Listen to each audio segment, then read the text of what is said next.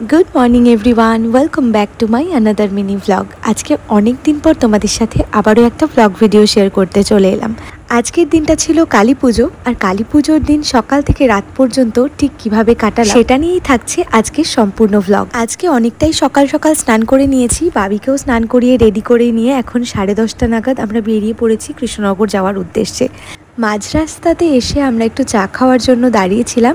Mainly আমরা যখনই এখান থেকে ক্রস করি তখন এই জেঠুর দোকানেই আসি চা খেতে। চাটা বেশ ভালো বানায়। আমরা যখন এখানে এসে পৌঁছেছিলাম তখন জেঠু চা বানিয়ে তারপরে আমাদের দিল, তাই একটু দেরি হচ্ছিল বলে ওয়েট করছিলাম। তো এদিকে আমাদের চা রেডি হয়ে গেছে আর বাপি তো প্রচণ্ড গরম চা খায়।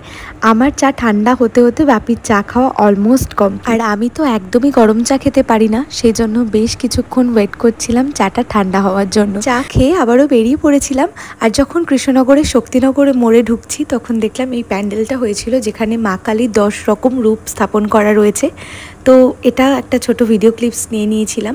দেন রাস্তায় যেতে যেতে প্রচুর মা কালীর দর্শন পেয়েছিলাম, যেগুলো রাতে পুজো হবে সেগুলোই নিয়ে যাওয়া হচ্ছিল প্যান্ডেলে প্যান্ডেলে। প্রত্যেক বছরের মতন এবছরও চলে এসেছি বমবাড়িতে কালী পুজো উপলক্ষে। এখানে এসে দেখলাম সবাই মোটামুটি পুজোর কাজে ব্যস্ত। মেশোর তো আমি আসার আগেই হোমকুণ্ড সাজানো হয়ে গেছে। এখানে যে পুজোটা হয় সেটা কিন্তু বহু বহু বছরের পুরনো, আমার জন্মেরও আগে, মানে আমার জ্ঞান হয়েছে থেকেই আমি দেখছি যে বমবাড়িতে পুজো হয়।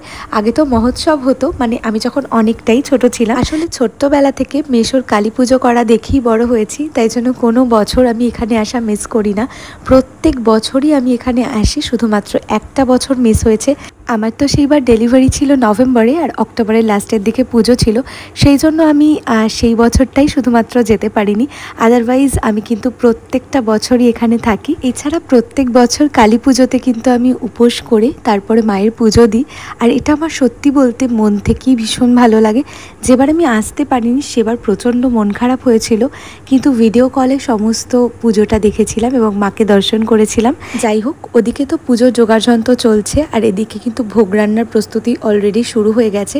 মা আর বব মিলেই মেনলি প্রত্যেক বছর ভোগটা বানায়। সন্ধেবেলাতে রেডি হয়ে নিয়েছিলাম আর দিদিভাই হঠাৎ করেই বললো যে 8 পৌড়ে করে শাড়ি পর।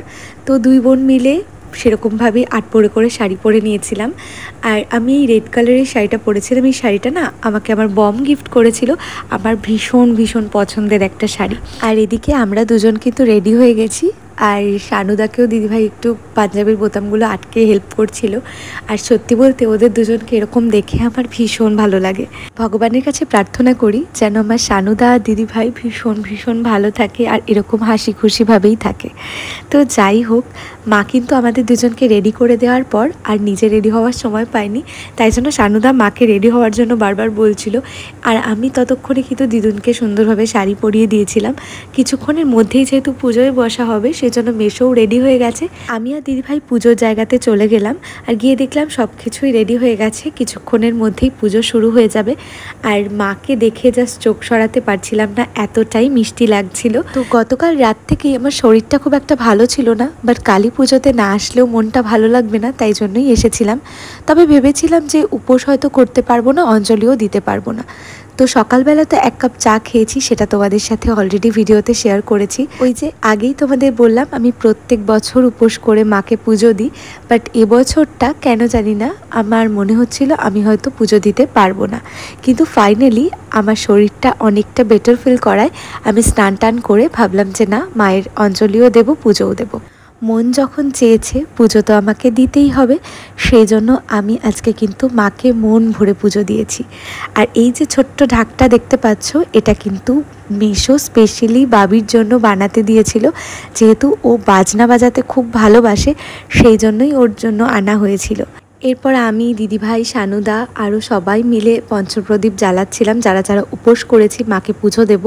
তো তারপরেই শুরু হয়ে গেল হোমযজ্ঞ। আর এখানে যে যজ্ঞটা হয় সেটা বিশ্বশান্তি যজ্ঞ, বিশ্বের সমস্ত মানুষের কল্যাণার্থে এই যজ্ঞটা করা হয়। যেখানে পুজো হয় সেখানেই বাবি ঢাক বাজাচ্ছিল, কিন্তু যখন অনেক লোকজন আসা শুরু করলো তখন ও একদমই ওখানে থাকতে চাইছিল না বলে ওকে মা ঘরে এনে ড্রেস চেঞ্জ করিয়ে ঢাকটা দিয়েছিল, ও এখানেই ঢাক বাজাচ্ছিল। আমি একটা কথা একদম মনে প্রাণে বিশ্বাস করি যে ভগবান না চাইলে কখনো কোনো কিছু হওয়া সম্ভব না। এই যেমন আমি ভেবেছিলাম যে আমি হয়তো মাকে পুজো দিতেই পারবো না, শরীরটা এতটাই খারাপ করছিল, কিন্তু ঠিক লাস্ট মোমেন্টে আমার শরীরটা অনেকটাই ভালো হয়ে গেছিলো, যে আমার মনের জোরটাও অনেকটা বেড়ে গেছিলো। আমি ভাবলাম যে না, মায়ের পুজো আমাকে দিতেই হবে। যাই হোক, হোম যজ্ঞ সম্পন্ন হওয়ার পর হলো আহুতি, এবং আহুতি দেওয়ার পর শুরু হয়ে গেল আরতি। আজকে যারা মা কালীর দর্শন করতে এসেছিলেন তারা কিন্তু প্রত্যেকেই মায়ের থেকে কোনো না কোনো সুফল পেয়েই এসেছিলেন। আর মায়ের মাহাত্ম্যের কথা না হয় তোমাদেরকে অন্য কোনো ভিডিওতে বলবো যদি তোমরা জানতে চাও। এখন প্রায় বেজে গেছে রাত 1টা, আর এখন আমরা ভোগ খেতে বসেছি। তো আজকের মিনি ব্লগটা এখানে এন্ড করছি।